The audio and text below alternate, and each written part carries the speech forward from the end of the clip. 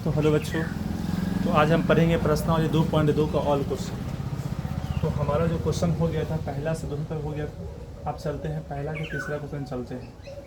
Question number लिखा हुआ है यहाँ पर कि 6x² लिखा हुआ है, -3 है, -7x है। ठीक है, तो हम ऑल क्वेश्चन लेके चलेंगे।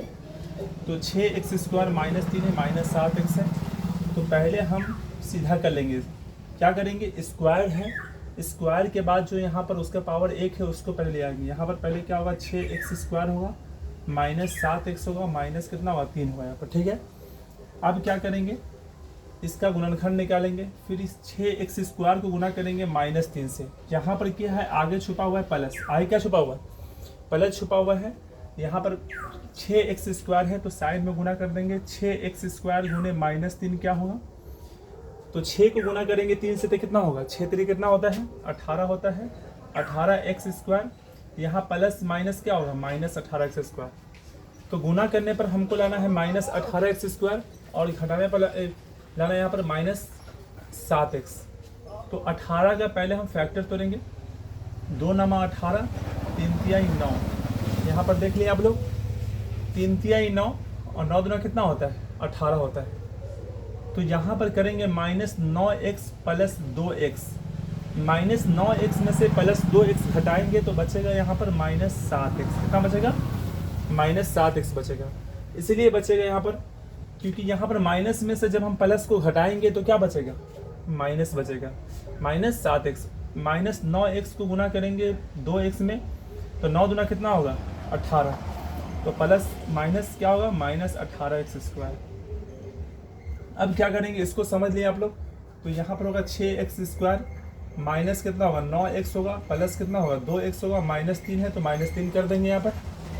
अब इसको ब्रैकेट लॉक कर देंगे, 6x² - 9x और प्लस कितना होगा यहाँ पर होगा 2x माइनस कितना होगा, 3 होगा यहाँ पर। अब इसमें से कॉमन देखिए निकाल करके, 3 दूना 6 होता है, 3 तिहाई 9 होता है। तो यहाँ पर से 3x कॉमन निकल जाएगा, 3 दूना 6, 2x माइनस कितना बचेगा, 3 बचेगा यहाँ पर। और प्लस यहाँ पर 1 बाहर होगा कॉमन, यहाँ पर 2x माइनस कितना होगा, 3 होगा यहाँ पर। ये देखिए दोनों यहाँ पर इसका क्या है, सेम आ गया है यहाँ पर, आपको समझ में आ रहा होगा। अब 3x + 1 को एक साथ ले लेंगे, 3x कितना होगा यहाँ पर, +1 एक साथ होगा। और इसमें दोनों में से एक ले लेंगे, 2x माइनस कितना होगा यहाँ पर, 3 होगा यहाँ पर। तो 3x + 1 बराबर कितना होगा, 0 होगा यहाँ पर। 3x बराबर कितना होगा, 0 में से 1 घटा देंगे यहाँ पर।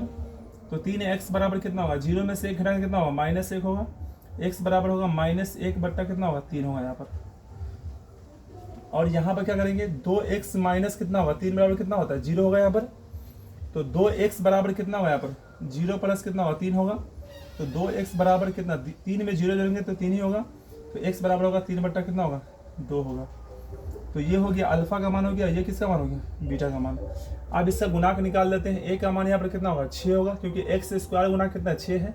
b का मान कितना होगा, -7 होगा। c का मान कितना होगा, -3 होगा यहाँ पर। ठीक है, तो यहाँ तक आप लोग समझ गए होंगे, तो इसको आप लोग उतार लीजिए। फिर हम नेक्स्ट चलते हैं। चलिए इसको मिटा देते हैं। अब क्या यहाँ पर देखिएगा सवाल में, अल्फा + बीटा वाला बताया था फॉर्मूला क्या होता है, -b/a होता है। अल्फा + बीटा वाला क्या होता है, -b/a होता है। और इसको हम अल्फा + बीटा को जो डोनेट करते हैं शून्यकों के योगफल से। तो यहाँ पर क्या है, अल्फा + अल्फा का मान कितना होगा यहाँ पर, -1 बट्टा कितना होगा, 3 होगा। और बीटा का मान कितना है, 3/2 है। तो +3 बट्टा क्या कर देंगे यहाँ पर, 2 कर देंगे। बराबर क्या है, -b/a है। तो यहाँ पर क्या है, माइनस है तो माइनस पहले होगा, -7 बट्टा कितना होगा यहाँ पर, 6 होगा यहाँ पर। ठीक है, अब इसका एलसीएम करेंगे, 3 दूना कितना होता है, 6, 3 दूना 6 और यहाँ पर -2 होगा, प्लस 2 तिहाई 6 और 3 तिहाई कितना होगा, 9 होगा यहाँ पर। बराबर माइनस माइनस क्या होता है, माइनस माइनस गुना में प्लस होता है, 7 बट्टा कितना 6 होगा यहाँ पर। 9 में से उल्टा घटा देंगे, 9 में से 2 कितना होगा, 7/6 होगा यहाँ पर। अब बराबर 7 बट्टा यहाँ पर 6 आ गया। तो ये दोनों क्या हमारा सेम आ गया। अब क्या करेंगे, अल्फा इंटू बीटा कर देंगे। अल्फा इंटू बीटा बराबर क्या होता है, c बट्टा क्या होता है, a होता है। अल्फा का मान कितना है, -1/3 है। और बीटा का मान कितना है, 3 बट्टा कितना है, 2 है यहाँ पर। और c का मान कितना है यहाँ पर, -3 बट्टा कितना होगा, a का मान कितना है यहाँ पर, 6 है। तो 6 कर देंगे, 3 दूना कितना होगा, 6 हो गया। 3 इकाई 3, 3 दूना 6। तो 3 इकाई माइनस प्लस क्या होगा, -3 होगा, 3 दूना 6। अब बराबर क्या है, -1/2 आ गया, इसको भी काट देंगे, 3 दूना 6। तो यहाँ -1 होगा यहाँ पर। तो -1/2 बराबर क्या होगा, -1/2। हमारा क्या है, ये बराबर आ गया। तो आपको बिल्कुल समझ में आ गया होगा, तो आप लोग उतार दीजिए इसको।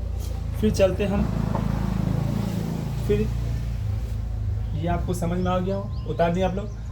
तो अब इसी तरीके से हम नेक्स्ट वीडियो में आप लोग को ऑल क्वेश्चन पढ़ा देंगे, और सवाल को आप लोग जितना हो सके उतना प्रैक्टिस करिए, क्योंकि क्लास 10th के अंदर में सबसे ज़्यादा आप लोग को हार्ड होता है वो मैथ होता है।